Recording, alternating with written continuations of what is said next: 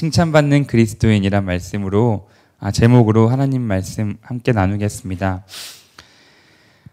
여러분 칭찬 좋아하십니까? 네, 다 좋아하시죠? 칭찬을 싫어하는 사람은 없을 겁니다. 심지어는 동물도 칭찬을 좋아한다라는 말이 있죠. 그래서 고래도 헤엄치다가 칭찬을 들으면 춤을 춘다 이런 말도 있습니다. 한 2주 전쯤 이제 하율이 50일 촬영이 있었습니다. 그래서 그 스튜디오 가가지고 한 20분 정도 이렇게 촬영을 했습니다. 촬영을 하고 사진이 왔는데 그 메일에 작가님이 이렇게 써주셨더라고요. 오늘 아기가 사진을 너무 잘 찍었으니까 꼭 칭찬해 주세요. 이렇게 작가님이 멘트를 적어주셨습니다. 참 묘한 말이죠. 아이를 이 50일 촬영을 잘했으니까 아기를 칭찬해 달라. 생각해보면 그 아이가 특별히 잘한 게 없거든요. 뭐 V를 한 것도 아니고 뭐 이렇게 꽃받침을 한 것도 아니고 그냥 하는 대로 누워있고 뭐 앵앵거리기도 하고 그냥 그게 전부 다였습니다. 또 칭찬을 해도 이 아이가 알아들을 수가 없어요. 아무리 칭찬한다 이 아이가 칭찬을 하는 건지 뭐 하는 건지 어떻게 알겠습니까? 그런데 그 말이 부모인 저의 마음에는 굉장히 기뻤습니다. 그리고 아이를 알아듣지도 못하는데 칭찬해줬죠. 너무 잘했다. 오늘 정말 대견하다. 세계 최고다. 막 칭찬을 막 해줬습니다. 부모의 마음이 그런 것 같습니다. 칭찬을 해주고 싶은 마음. 그 아이가 실제로 잘한 건 없었고 또 실제로 칭찬해도 알아듣지 못하지만 칭찬을 해주고 싶은 게 부모의 마음이 아닌가 생각해 봅니다. 하나님이 우리를 향한 마음도 크게 다르지 않을 것 같다 생각할 수 있습니다. 우리를 칭찬해주고 싶은 마음, 우리가 무언가를 잘해서만이 아니라 또 우리가 그걸 때로는 못 알아들 수도 있지만 하나님이 우리를 칭찬해주고 싶으시겠구나라는 생각을 하게 됩니다. 때로는 칭찬에 대해서 너무 인색한 사람들이 많이 있습니다. 교회는 칭찬하면 안 돼. 칭찬은 하나님만 하는 거야. 뭐 이런 얘기들이 있긴 하지만 너무 그렇게 불편하게 생각하지 않으셔도 칭찬이 없는 교회가 얼마나 삭막하겠습니까? 그렇지 않겠습니까? 여러분 안에 아무런 칭찬도 없이 잘하든 말든 신경도 안 쓰면 참 삭막할 것 같습니다. 하나님이 우리를 칭찬하기 원하시는 마음은 우리의 어떠함 때문이 아니라 가장 먼저는 우리의 존재 자체가 하나님이 사랑하시고 하나님이 기뻐하시기 때문에 칭찬을 하고 싶어 하는 것 같습니다. 그런데 그뿐만 아니라 하나님은 또 우리의 행위 자체도 행위를 통해서도 우리를 칭찬하기 원하십니다. 사람도 그렇지 않겠습니까? 내 자녀가 잘한 것 하나 없어도 그 아이의 존재만으로도 칭찬받을 만하지만 그러나 그 아이가 또 어떤 일을 잘하였을 때 더불어 칭찬할 수 있는 것이 또한 부모이고 사람입니다. 하나님께서도 우리를 있는 그대로 사랑하십니다. 우리가 어떤 일을 잘해서가 아니라 우리를 그냥 사랑하시고 우리 있는 그대로 칭찬하시는 분이시지만 또 우리가 하나님 앞에 수고로 한 일들에 대해서 칭찬할 수 있는 분이 하나님이십니다. 성경을 통해서 예수님의 많은 비유와 얘기들을 통해서 하나님 우리의 행위조차도 칭찬하시는 분, 그분이 바로 하나님이시라 할 수 있겠습니다. 우리는 그리스도인이기 때문에 또한 하나님께 칭찬받기를 사모해야 됩니다. 아멘이십니까? 하나님의 칭찬, 그것보다 더 값지고 귀한 것이 우리에게 어떤 것이 있을까? 어떤 것이 하나님이 칭찬하시는 것인가? 어떤 믿음이, 어떤 행위가 하나님이 칭찬하시는 믿음인가 행위인가를 오늘 데살로니가 전서 말씀을 통해서 한번 나누어 보겠습니다. 데살로니가 전서는 앞으로 우리가 다음 주 큐티할 내용 본문입니다. 그래서 이제 이 데살로니가 전서를 택해서 함께 나누게 되었는데요. 여러분 신약 성경 중에서 가장 먼저 쓰인 성경이 어떤 것인지 아십니까? 네, 데살로니가 전서입니다. 뭐 다 아시고 계셨고 모르셔도 눈치로 대충 지금 물어보면 데살로니가다라는 것쯤은 아시겠죠? 가장 먼저 기록되었는데요. 서신서 형식으로 기록되어 있습니다. 일반적인 서신서들이 이 바울 서신은 다 비슷합니다. 가장 먼저 누가 보내는 것인가 기록되어 있고요. 여기 1장 1절에 기록되어 있죠. 바울과 실루아노와 디모데가 데살로니가의 교회에 편지한다. 발신자가 정해져 있고 수신자가 기록되어 있고 그 다음에 기본적인 인사가 있습니다. 은혜와 평강이 너희에게 있을지어다. 뭐 갈라디아서 같은 경우는 인사가 없을 수도 있는데 나머지 모든 성경은 다 이제 서신서들은 다 인사가 있습니다. 이렇게 데살로니가에 편지를 썼는데 편지의 주 내용은 무엇이냐면 감사와 칭찬. 너희 참 감사한다, 감사합니다 이런 내용과 참 칭찬합니다 이런 내용. 또 한 가지는 주님의 강림을 기다려라. 주님이 다시 오실 것이기 때문에 그날을 기다리라는 내용이 이 데살로니가 전서의 주된 내용입니다. 바울은 왜 이 데살로니가 교회에 다른 데도 물론 많이 나타나긴 하지만 특별히 감사와 칭찬을 하고 있을까? 왜 주님의 강림을 기다리라고 할까? 데살로니가에 기록된 배경을 보면 그것을 알 수 있습니다. 지금부터 바울의 이야기를 조금 나누어 볼 건데 여러분 이 성경의 인물들에 대해서 우리가 생각하고 이렇게 이해하고 공부하거나 할 때 한 가지 주의할 점은 우리는 성경의 인물을 너무 영웅화시키는 경향이 있습니다. 이 성경의 인물은 정말 대단한 사람이야. 어떠한 고난 앞에서도 천재지변이 일어나면 날아서라도 가서 복음을 전할 수 있는, 그리고 죽음 앞에서도 절대 비겁하지 않고 굴하지 않고 당당하게 복음만 전하다가 죽는, 물론 그런 사람도 성경에 있지만 우리와는 전 차원이 다른 마치 아이언맨 뭐 그런 사람일 것이야라고 생각하는 경향이 쉽게 있긴 한데요. 그런 생각을 좀 버리셔야 됩니다. 그렇지 않으면 이 성경의 내용이 나에게 적용되기보다는 신화적인 영웅의 이야기로 우리가 느껴질 때가 되게 많아요. 바울의 이야기를 나눌 건데요. 바울을 우리가 좀 특별한 관점이 아니라 보편적인 관점에서 나와 똑같은 내가 바울의 상황이라면 어떨까를 생각하면서 한번 바울의 이야기를 나눠보겠습니다. 바울이 전도여행을 다닙니다. 선교를 다니는 것이죠. 1차, 2차, 3차 이렇게 다니는데 데살로니가 전서는 2차 선교 여행과 밀접한 관련이 있습니다. 바울이 2차 선교 여행을 시작해서 선교를 하다가 선교 중에 어디로 갈지 모르는 어려운 상황에 처하게 됩니다. 바울이 본래 선교를 하다가 어디로 선교를 가야 될까를 고민하던 중에 바울의 마음 가운데 가고 싶은 곳이 있었습니다. 여러분 선교 가고 싶은 곳 있으십니까? 바울은 아시아로 가고 싶었던 것 같아요. 우리 이 아시아 말고 터키 지역에 있는 소아시아 지역으로 가고 싶어 했어요. 근데 하나님이 막으시는 겁니다. 너 거기 가지 말아라. 글로 가면 안 돼. 라고 막으시는 거죠. 그래서 바울이 그 다음에 어떻게 했냐면 이 비두니아 지역으로 가려고 그랬어요. 성경을 보면 그 이동한 기록이 나옵니다. 고민하고 이동한 기록이.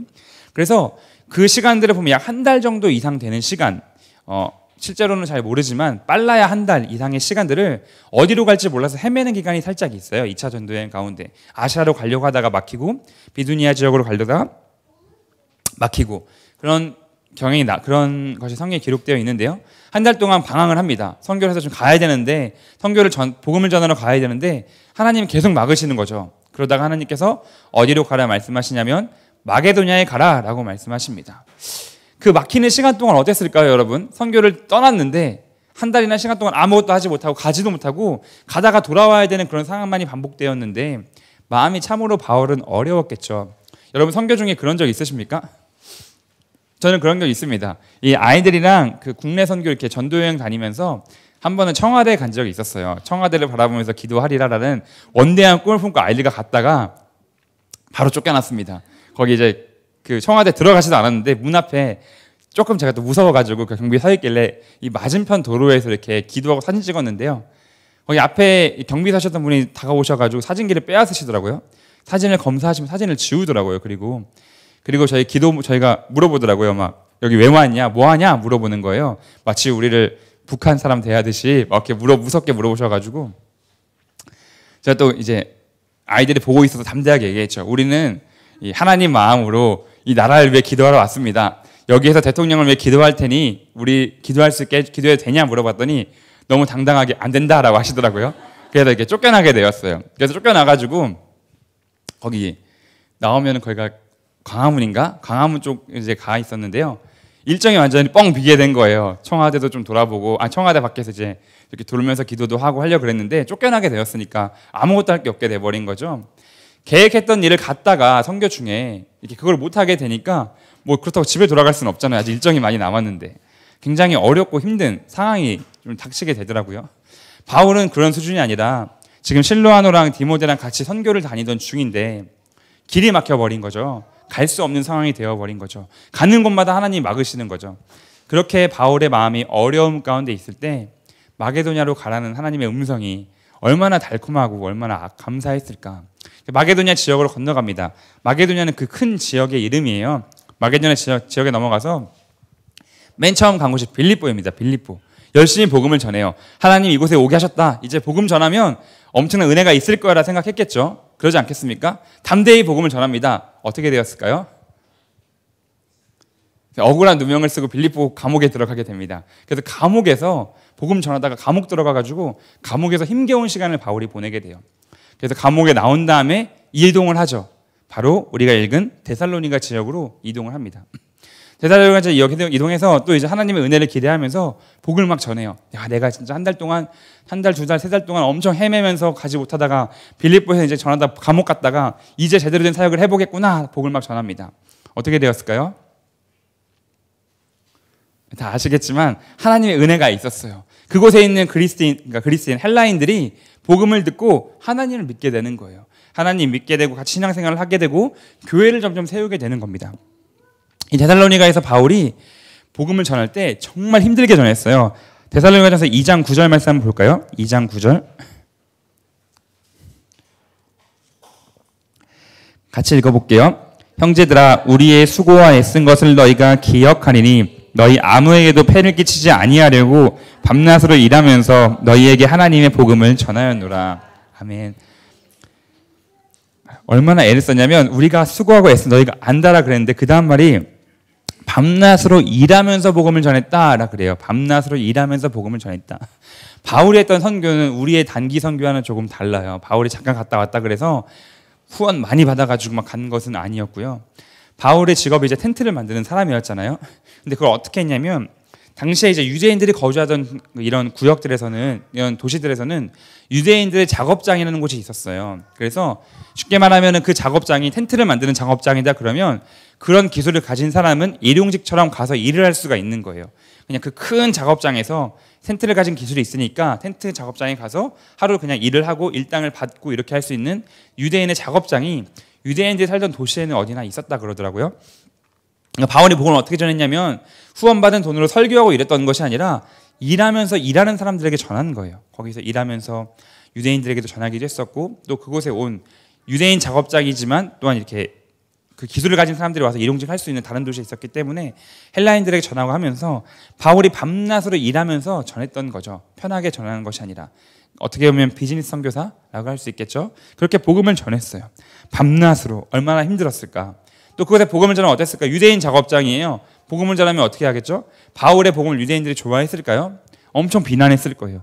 비난받으면서 이 밤낮으로 일하면서 잠도 잘 못 자면서 전했던 것이 데살로니가의 교회였어요. 그렇게 전하니까 헬라인들이 믿기 시작했고요. 복음을 받아들이기 시작했고 교회가 세워지게 된 거죠. 얼마나 기쁘고 좋았을까 그렇게 생각하지 않으세요? 엄청난 고난 끝에 갈 길을 몰라 방황하던 한 영혼이 빌립보의 감옥에 갇혔다가 데살로니가 가가지고 드디어 교회를 세웠는데 세상에 드라마에서나 있을 법한 일이 성경에 나왔어요. 이 드라마가 제가 볼 때는 성경에서 아이디어를 짜낸 것 같아요. 유대인들이 불량배들을 고용해가지고 불량배를 보내요. 우리 드라마에서나 본 일 아닙니까? 어디 막 신도시 개발할 때 반대하고 주민들이 반대하면 이렇게 좀 나쁜 녀석들이 불량배 고용해가지고 이제 보내잖아요. 그렇죠? 그래가지고 막 때리고 막 이런 일이 나타나는데 그런 일이 지금 바울에게 벌어진 거예요. 교회가 잘 세워지니까 유대인들이 불량배 고용해가지고 불량배 보내가지고 막 헬라인들 예배 못 드리게 하고 바울 때리고 바울 죽이려고 하고 그런 일들이 벌어지게 되는 거죠. 바울이 어떻게 했을까요? 담대하게 불량배야 지옥 가라가 아니라 뭐라지? 이게 돌아가라 뭐 이랬을까요? 넘어져라 이랬을까요? 바울이 어떻게 했죠? 우리가 똑같은 사람이에요. 불량배가 많이 무서웠을 수도 있고요. 어쨌든 여러 가지 상황이 때문에 바울은 야반도주를 하게 됩니다. 저녁에 도망가는 거예요. 불량배가 왔기 때문에 도망가죠. 그 다음에 어디죠? 베레아 지역에 가게 돼요. 바울의 마음이 참 어렵고 힘들었을 것 같아요.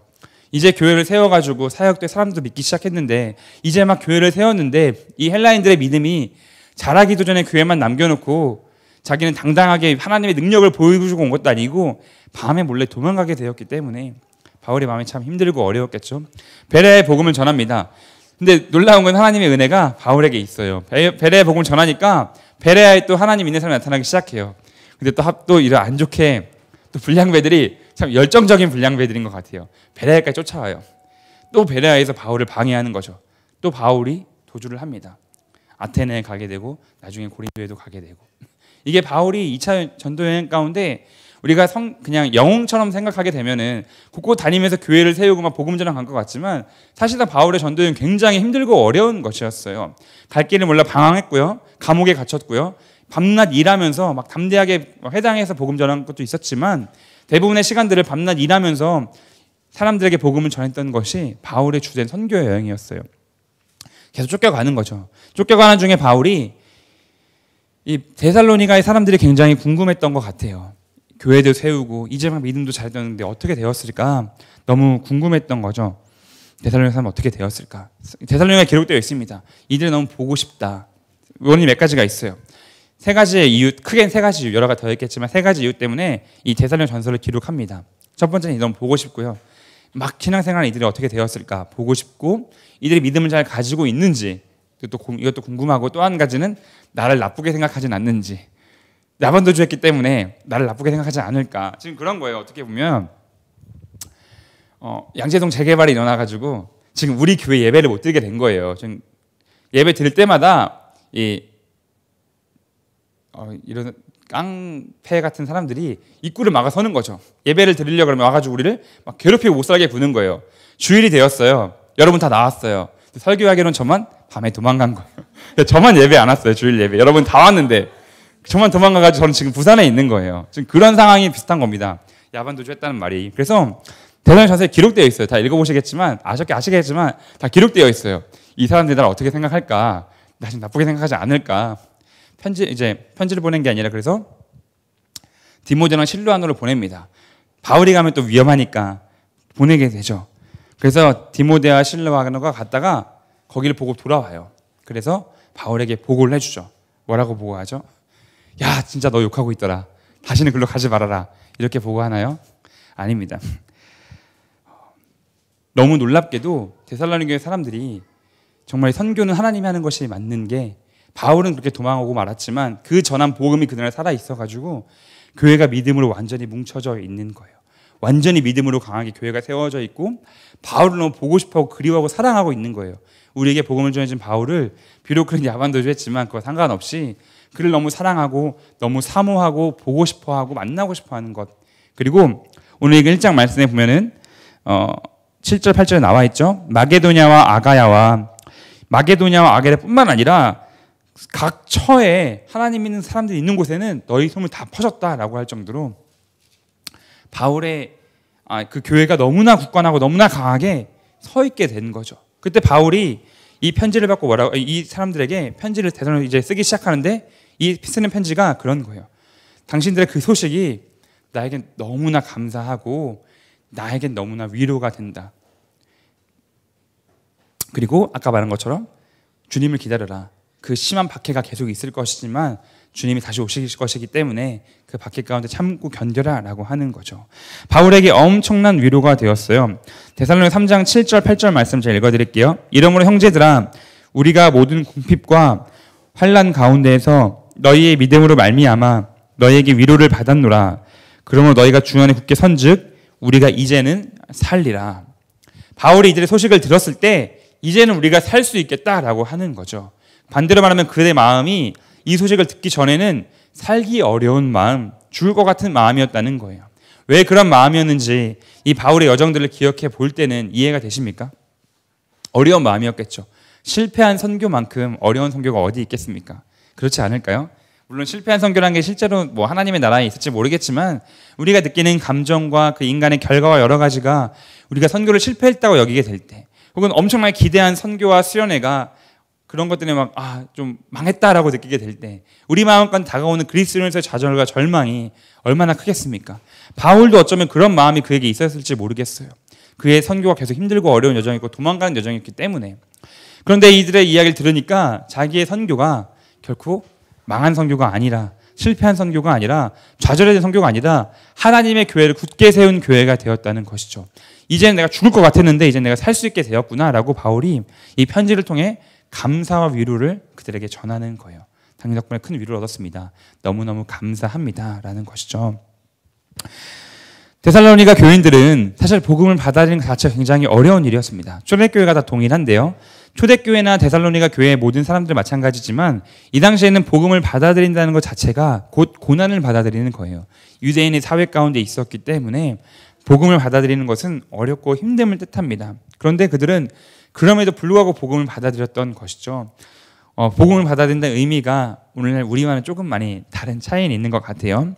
어쨌든 이들의 믿음의 삶이 바울에게, 또 실로아노와 디모데에게 엄청나게 큰 위로와 힘이 되었던 것 같아요. 여러분을 통해서 누군가가 믿음의 삶을 살게 된 경험이 있으십니까?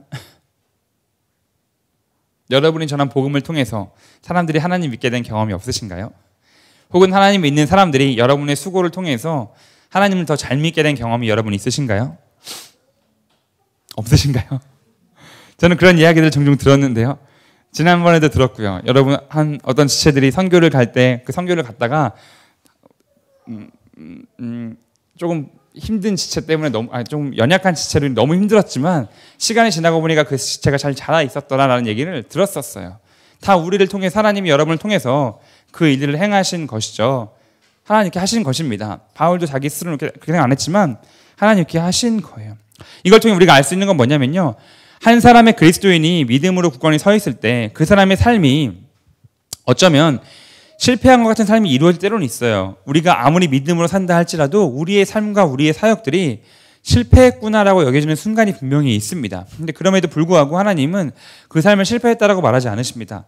그 삶을 통해 하나님의 일들이 일어나는 것을 우리는 사실 우리 주변의 일들을 통해 충분히 알 수 있습니다. 제가 사역을 해오면서 제가 완전한 자로 사역했을까요? 아니에요. 늘 부족한 자로 사역했어요. 늘 죄가 많았고요. 잘못도 많았고 실수도 많았습니다. 그런데 저를 통해 많은 사람은 모르겠지만 적어도 한 사람 이상은 하나님의 은혜의 통로가 되지 않았을까라고 생각을 해봅니다. 제가 잘나서가 아니라 제가 부족했지만 그래도 하나님이 주신 자리에서 이렇게 걸어가려 그랬을 때 하나님이 그를 행하지 않으셨을까라는 생각을 해보게 되는 것이죠. 여러분 통해서도 마찬가지일 거고요. 우리 한 사람이 굳건하게 서 있는다면 또 그 길을 걸어갈 때 하나님은 우리를 통해서 다른 사람들을 살리시는 일들을 하십니다. 바울의 선교를 통해 그것이 드러났던 것이죠. 그러니까 우리 한 사람이 바르게 서는 것이 얼마나 중요한 것인가 생각해 보게 됩니다. 바울이 데살로니가 사람들을 칭찬하는 내용이 이제 여러 가지가 있는데 요약하면 1장 3절에 기록되어 있습니다. 같이 한번 읽어볼게요. 1장 3절.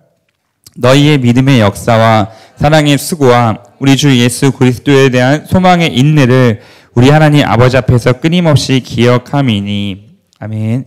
감사하고 칭찬하는 것이 무엇이냐면 세 가지: 믿음의 역사, 사랑의 수고, 소망의 인내라는 것이죠. 믿음, 소망, 사랑을 말합니다. 근데 여기에 뭐가 하나씩 붙였어요. 역사와 수고와 인내. 이것은 이 믿음과 사랑과 소망의 본질을 보여주는 것이다 라고 생각해 볼 수 있습니다. 바울이 생각하는 믿음과 소망과 사랑의 본질.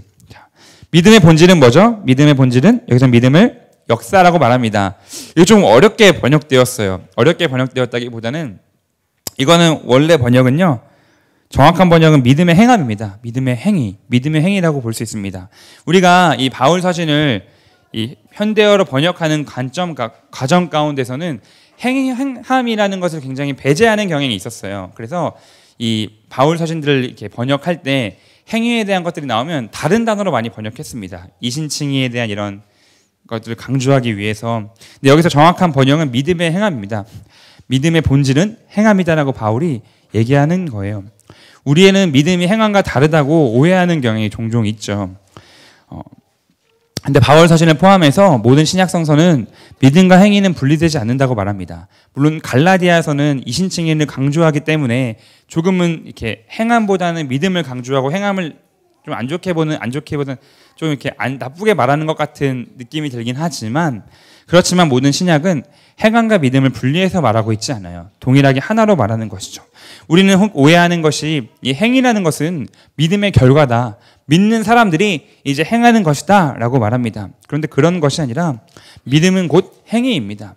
믿음이라는 것은 좀 더 이해하기 쉬운 표현으로 하면 신뢰예요. 신뢰. 예수 그리스도를 신뢰하는 것, 하나님이 행하실 일들, 하나님의 성품, 예수님의 성품, 예수님이 하신 일들을 신뢰하는 것, 그것이 곧 믿음인 것이죠. 신뢰라는 것은 우리의 행동을 결정하는 행동의 원천이 됩니다. 저희가 이제 집에서 살아갈 때 아내가 저녁 준비를 합니다. 그러면 제가 저녁을 먹을 때 확인하지 않아요. 내 밥 혹시 차리나? 내가 먹을 밥 있나? 확인하지 않아요. 아내를 신뢰하기 때문에 저는 그런 거 걱정하지 않습니다. 밥을 차리면 당연히 제 밥도 거기에는 있는 거예요. 하은이도 마찬가지예요. 신뢰합니다. 아내가 밥 차릴 때 와가지고 자기 밥 혹시 있나 없나 확인하지 않아요. 그냥 자연스럽게 뭐 공부하든 놀든 뭐 하다가 자연스럽게 큐티하고 묵상하고 기도하다가 네. 아내가 밥을 차려고 놓으면은 그냥 턱부터 와서 먹어요. 또 물어보지 않아요. 엄마 이거 먹는데 얼마예요? 물어보지도 않아요. 자연스럽게 먹어요. 왜 그러죠? 부모님을 신뢰하는 겁니다. 그 부모님이 나에게 밥을 차려주실 거라는 것, 그 안에 깊은 신뢰가 있는 거예요. 만약 그게 없었다면 어떻게 했을까? 여기에 만약 친구 집이면 어떡하죠? 하나의 친구 집에 있었으면 아마 확인해 봤겠죠. 중간에 지금 밥 차리는데 내가 여기서 먹어야 되는지 집에 가서 먹어야 되는지 알려달라고 할 것이고요. 뭐 여러 가지 이게 밥 먹을 때 풍경 모습, 그의 하은의 행동이 달라지겠죠. 부모님을 신뢰하기 때문에 오랜 시간 신뢰가 쌓였기 때문에 그 행동이 너무 자연스럽게 그냥 식탁에 와서 밥 먹는 것으로 결정이 되는 것입니다. 또 입고 싶은 옷이 있을 때 어떻게 하죠? 용돈을 모으기도 하겠지만 당당히 요구하죠. 옷 사달라, 뭐 돈 달라, 당당히 요구하는 것이죠. 왜? 그런 신뢰가 있으니까 부모님이 사주실 것이다. 혹 안 사주셔도 내가 말 한번 꺼내볼 수는 있다라고 생각을 하기 때문에 그렇게 하는 거겠죠. 친구 집이었다면 친구 부모님이 가가지고 돈 내놔 이렇게 말할 수 있겠습니까? 절대 불가능합니다. 신뢰가 있기 때문에 그 행동이 결정되어지는 거예요. 당당하게 밥을 먹을 수 있고요. 당당하게 돈도 요구할 수가 있는 거예요. 우리가 이 세상을 살아가면서 예수 그리스도를 신뢰한다는 것, 믿는다는 것은 우리의 행동이 거기에서부터 출발하고 거기로부터 결정된다는 것을 의미해요. 무엇을 먹을까? 무엇을 마실까? 주님이 걱정하지 말라고 하시는 것이죠. 그것을 믿는다는 건 내가 머리로 믿는 게 아니라 내 삶에서 결정이 되어지는 거예요. 내가 비록 지금 그냥 탱자탱자 놀면서 게으르면서 무엇을 걱정하지 않는 게 아니라 하나님 말씀대로 살기 위해 애쓰는 삶을 사는데 재정이 부족할 수 있고 힘들 수 있지만 하나님 말씀대로 사는 우리가 하나님의 공급을 받는다는 사실을 믿고 당당하게 그렇게 살아가는 것, 그렇게 내 삶이 결정되어지는 것이죠. 다른 부분도 마찬가지입니다. 꼭 먹는 부분만 아니라 우리가 어떤 결정을 하든지 간에 결정 안에서 하나님을 신뢰하는 결정을 내리며 살아가는 것, 그래서 내 행위가 그걸로 결정되어지는 것, 이 행위는 믿음과 다르지 않은 것이죠. 믿음이 곧 행함이다라는 것입니다. 그렇게 데살로니가 사람들은 믿음대로 살아갔어요. 믿음의 행함이 있는 사람들이었어요. 믿는다 그러고 예배를 드리고 교회를 다녔지만 그의 삶 가운데서 하나님의 삶을 살았던 것이 아니라 행함으로 그들이 보여주었던 것이죠. 실로아노와 디모데가 가서 그들을 보았을 때 그들의 그들이 칭찬받을 만했던 것을 본 것은 그들이 열심히 예배드렸기 때문이 아니라 그들의 삶을 보았더니 그리스도를 믿는 삶으로 살아가고 있었던 거예요. 그래서 바울에게 얘기해 주었고 칭찬의 편지를 쓸 수가 있는 것입니다. 우리는 예수 그리스도를 신뢰하고 있습니까? 여러분의 삶에서 그 행함이 이루어지고 있습니까? 예수님 말씀하시죠. 나무가 맺히는데 이 나무가 무화과 나무인지 어떻게 아느냐? 열매를 보아야 알 수 있다. 거기에 명패에다가 전문가가 와가지고 무화과 나무 써서 알 수 있는 것이 아니라 예수님이 명패를 보아라. 무화과 나무다. 이러진 않았겠죠. 열매를 보면 알 수 있다라 했던 것은 그들이 무언가를 말하지 않아. 나는 그리스도인입니다. 나는 주일 교회 갑니다. 성경책 들고 있습니다. 뭐 이런 개념이 아니라 그들의 삶이 하나님 믿는 삶이기 때문에 가능한 것인 겁니다. 우리가 그런 것이죠.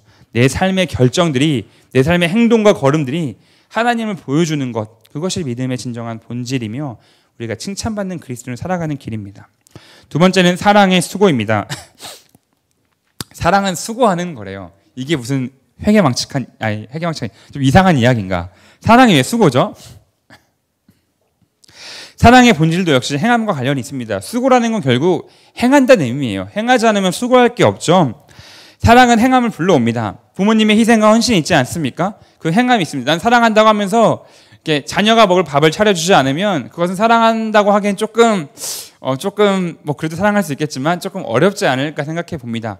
사랑은 반드시 행위를 불러오게 됩니다. 연인 간에도 마찬가지죠. 사랑하면 자연스럽게 뭐 이렇게 선물을 준다던가 뭐 데이트를 한다던가 뭐 이런 행위들이 자연스럽게 불러오게 되는 것이죠.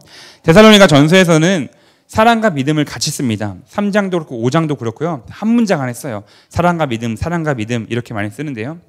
근본적으로 사랑과 믿음은 같은 것이기 때문에 그래요. 둘 다 행함과 관련이 있는, 행함이 근본이 되어지는 같은 것입니다.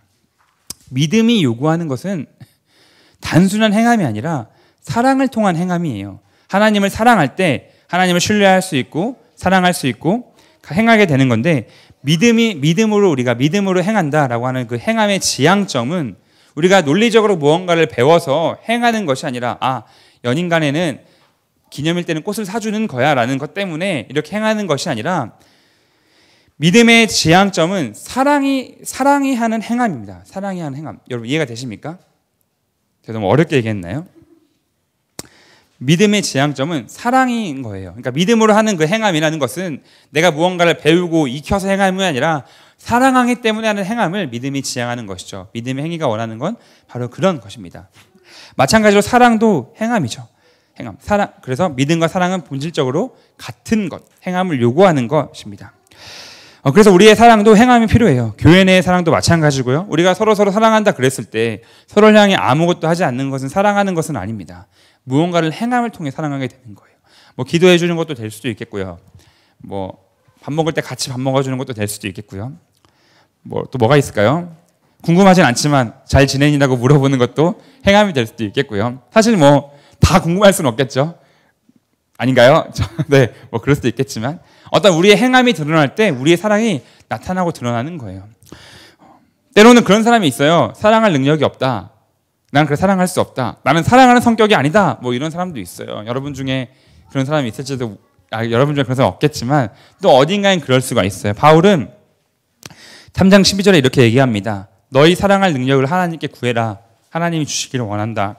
그러니까 하나님이 너희에게 사랑할 능력을 주시기 원한다라고 데살로니가서 3장 말씀에 말하고 있어요. 무슨 말이죠? 우리 안에서 사랑이 나오는 것이 아니라 하나님이 우리에게 주셔야만 우리가 사랑할 수 있다. 그 능력이 하나님께로부터 온다라고 바울이 말하는 거예요. 다시 말하면 우리가 능력이 없다는 말은 핑계예요. 핑계. 없는 건 당연한 거고요. 그 사랑을 하나님이 주시기 때문에 우리가 서로 사랑할 수가 있는 거예요. 그러면 하나님 앞에 사랑을 구해야 되는 거죠. 하나님 사랑할 수 있게 도와주세요. 물론 사랑을 표현하는 방법은 사람마다 다르지만 하나님께 사랑을 구하고 그 사랑으로 행동하는 것. 예수님이 그러셨죠. 예수님 우리 사랑하셨기 때문에 행하셨죠. 성경에서 말하는 예수 그리스도의 사랑의 의미는 감정적인 것만이 아닙니다. 예수 그리스도 사랑의 의미의 정확한 정의는 우리를 사랑하시기 때문에 그 신실하신 십자가를 결끝까지 지신 것, 그것이 그리스도의 사랑이다라고 얘기할 수 있어요. 그리스도의 사랑은 그냥 감정적으로 사랑을 아무것도 행하지 않은 것이 아니라 십자가를 끝까지 지심으로 우리를 향한 사랑을 나타내시고 표현하시는 거예요. 하나님 그렇게 하셨기 때문에 우리도 그렇게 해야 되는 것이죠. 뭐 십자가에 달리라는 얘기가 아니라 행함이 우리에게 드러나야 그 사랑이 진정한 사랑을 나타낼 수 있다는 것입니다. 마지막으로 바울이 칭찬하는 것은 소망의 인내예요. 데살로니가 교인들이 소망해야 되는 것은 주의 강림입니다. 주님의 강림. 우리 표현으로 주님의 재림. 데살로니가 전서는 다 그렇게 끝나요. 1장에도 1장 10절 하늘로부터 강림하실 것이다. 2장 19절 그가 강림하실 때 찾아보면 다 강림이 나옵니다. 4장도 나오고요. 네. 강림. 그들은 강림을 기대할 수밖에 없었어요. 데살로니가 지역은 박해가 아주 심한 지역이었어요. 바울이 복음을 전했지만 오죽했으면 바울이 야반도주를 했을까요? 인사를 이렇게 안녕 나 이제 가 이렇게 하고 당당하게 걸어난 것도 아니고 저녁에 몰래 야반도주 해야 될 만큼 너무나 박해가 심했던 지역이 데살로니가 지역이었어요. 그러니까 이 사람들이 예수 그리스도를 믿는다는 것은 엄청난 박해 가운데 들어가는 거예요. 그러니까 이들이 너무 힘들고 어려운 거죠. 그들이 뭘 기다려야 될까요? 주님의 강림을 기다려야 되는 거예요. 주님이 오시면 단순히 박해가 끝나는 것도 있겠지만 지금 내가 이렇게 믿고 인내하는 것들을 하나님께서 칭찬해 주실 것이니까 위로해 주실 것이니까 그것을 통해서 주님을 기다릴 수가 있는 것입니다. 여러분 주님을 기다리십니까? 왜 기다리시죠? 무언가 기다린다는 것은 여러 가지, 전 두 가지 정도가 있는 것 같아요. 이제 내가 너무 힘들고 어려울 때 나를 위로해 줄 수 있는 사람이 오게 되었을 때 기다릴 수가 있고요. 또 내가 칭찬받을 것만 있을 때 기다리게 되었죠. 아이들이 시험지 100점 맞으면은 그렇게 간절하게 부모님을 기다릴 수가 없어요. 자랑하기 위해서. 그럴 때도 간절히 기다리고요. 또 내가 너무 무섭고 두렵고 힘들 때 그때 경찰이 오거나 부모님이 오거나를 간절히 기다리게 되지 않습니까? 마찬가지로 주님의 강림을 진짜 기다릴 수 있는 사람들은 그런 사람들이에요.